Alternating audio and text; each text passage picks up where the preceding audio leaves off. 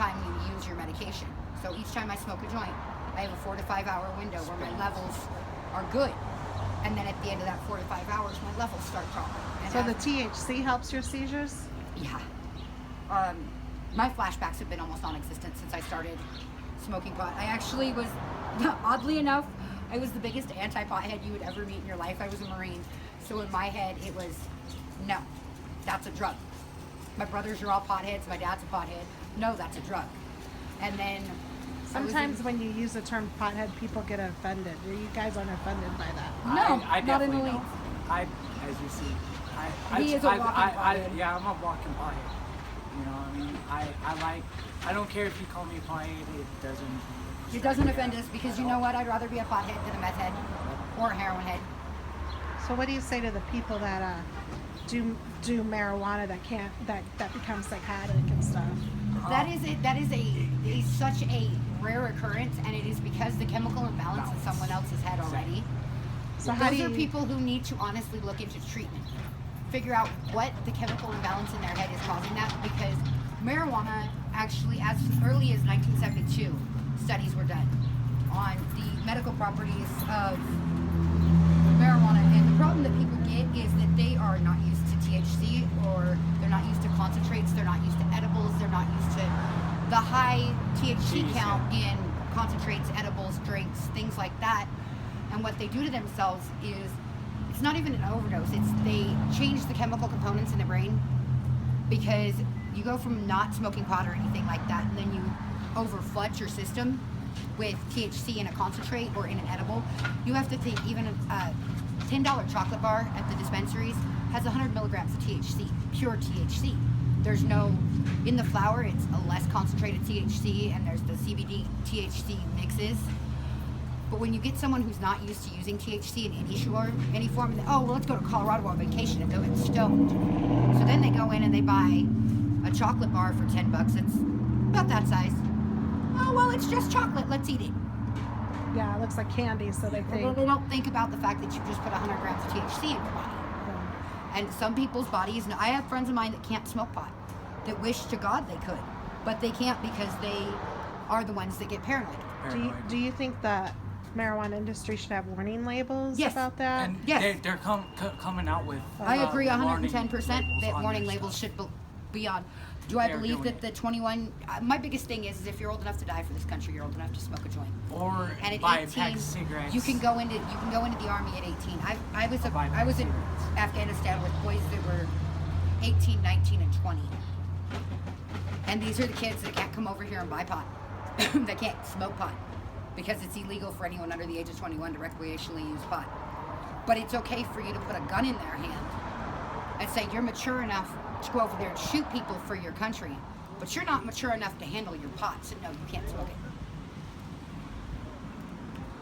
To me, that is a big contradiction. Or even the liquor. You know People, what I mean? do you know that it is more, the tickets here in Colorado for an open container of liquor are less money than getting caught smoking pot in public? I didn't know. It's a $190 ticket for getting caught just smoking pot in public. It is a $32 ticket for having an open container of beer. And I don't drink. I don't drink. I don't either. do anything. I've had my struggles with methamphetamines. Well, I wish you all the best. I appreciate you talking to me. Is there anything else you want to say? Or? Not all homeless people are crazy drunks that are going to rob you of your car, and it's really kind of disrespectful to roll up your window and lock your doors when you drive by them like you're scared they're going to steal your car. I mean, There's a lot of us out here that are just stuck. Yeah. Stuck and trying to survive. I think the community changed so rapidly that and that's it's been what I hard. kind of want to put out there to Pueblo is how many blessings and how many people in the community come together and try to help us out. I mean, there's days that we have anywhere from $20, but then the next day we'd have all the dog food in the world and toys and everything for this little guy. People are going to Dollar Tree and buying me food for him. They'll buy him toys. They buy him. Yeah. So you're saying Pueblo people are taking good care of you? They are, I and that's love what it. makes me mad is that the city council doesn't realize that the community of Pueblo does care about its homeless a lot. And that's what they're trying to do. They're trying to shove us. They're trying to turn it out. into Vail.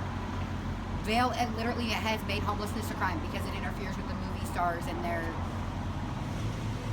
vacations, for lack of a better word. They're just trying to make Colorado an upstate, class state. And But what they don't try to shove realize us is all out. that people in Colorado have some of the biggest hearts we've ever seen. We've been stuck here for 3 months, and there's days I haven't had a cigarette. I've had no pot. We were flying over here at Cesar Chavez and Dillon Road, and this guy says, "Hey, look, I don't have any money, but buy your hat. You guys like pot, right?" I said, "Yeah." He goes, "Here, dude. This should get you through a couple of days." Hands us a Ziploc bag with a quarter-pound of pot in it. Pueblo does care about its homeless. It's the city council that chooses not to care. It's the people who are in government making city ordinances without the community's support. A city ordinance does not require it to be voted on. So these people sitting on city council get to make homelessness a crime. And the city people of Pueblo get to say nothing? It's not right. Like the ordinance that they just tried to get us for today, if you get caught flying a sign on the medium, regardless of whether the state of Colorado said if a medium is 4 feet wider, it's not illegal to occupy. But here, if you get caught on any medium, including the privately owned medium to the King Supers parking lot, it's a $120 ticket. That's not. Do you guys have $120 to pay that? No. Nope. And He just got a loitering ticket the other day. So what happens like when you get ticketed and you don't have the money to pay it? What happens then? I tried to actually explain that situation to him, and he said, well, if you show up in court, they might give you Community service. But that just gets me stuck here even longer. So And- why are you going to tell me, oh, yeah, I see you guys are trying to get out, but we're going to make you go ahead and get stuck here even longer. Okay. They don't get that there's so many people that I know that are veterans, mostly veterans, are stuck in them woods behind Loaf and Jug, and that pisses me off as a Marine. I mean, my situation, the VA cut me off because I wouldn't take opiates. They put me on pain management. I refused to take oxys, and then I tested positive for THC 3 times in a row. They marked me non-compliant, took my housing, my financial, and my medical. Took everything from me. They basically stripped my status as a veteran. So it's 5.5 years getting shot in the back of the head doesn't mean shit to these people, and it's not okay. Somebody needs to stand up to the city council here. We're actually going to be going Monday. They're not going to like me. I can promise you I'm probably going to be on the Pueblo Police's hit list for a good while when I'm done. But city council needs to realize that every time the cops have harassed us at King Supers, there has been just an everyday Jane, everyday Joe that has shown up. Well, the first time lady sat there with a 20 in her hand on her phone telling the officer, well, I noticed your LAPO cam's on. Don't worry, I'm recording you harassing these homeless people.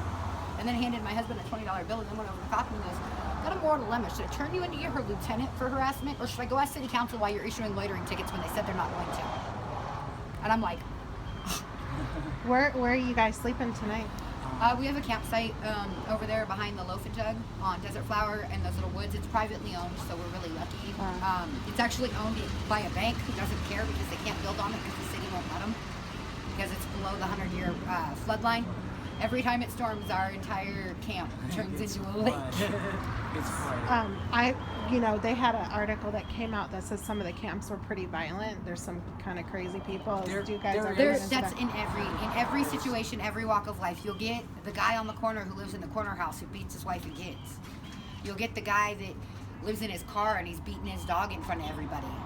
Violence is not just homeless people. Is there children down there too? Not where we're at. Okay. I have not seen a single, now other than the 2 in that truck over there that concern me, because I ended up calling Pueblo Police Department. I'm not a snitch, but this little Hispanic lady had her 2 kids in the back seat of a gray Ford F-250 as her and her husband are slamming dope in the front seat in front of the Domino's. So you called the police? I couldn't not. Yeah. And I told him straight up, I was like, look, she's got drugs and know of a weapon. I said, she's got 2 kids in the back seat of that car. I said, y'all need to come over here and figure it out, because I'm not going to stand here and wait, but y'all need to do something. That's your job, not mine. I've given you the heads up that there's an issue. You guys need to take care of it. He goes, well, ma'am, just stay. No, I'm not going to stay here. I don't like your cops in the first place, let alone am I going to stay here so you can harass me some more for doing the right thing. Well, I'm glad you called, because you're not a snitch. You're just trying to protect the children. Yeah, they were probably all it is. 5 and 6, and mom and dad had their rigs out on the front of the. And the Domino's lady yelled at me to leave, and I was like, you know what? Yep, gladly, because otherwise I'm probably going to prison for knocking this chick in her mouth. So I'm gonna walk up to another place where there's Wi-Fi, and be good. Oh, is that why you guys are here? Because you Yeah. get the Yeah. Wi-Fi? My Oh, phone doesn't work, so unfortunately, Okay. if it's Wi-Fi only, I mean, luckily I've got a Text Now app. All right. Well, Why is he not? nice to meet y'all. You Nice guys to meet Wish you you the too. best. Thanks for sharing. Of course. Anytime. Yes. Anything else you want to say? No, man. Okay.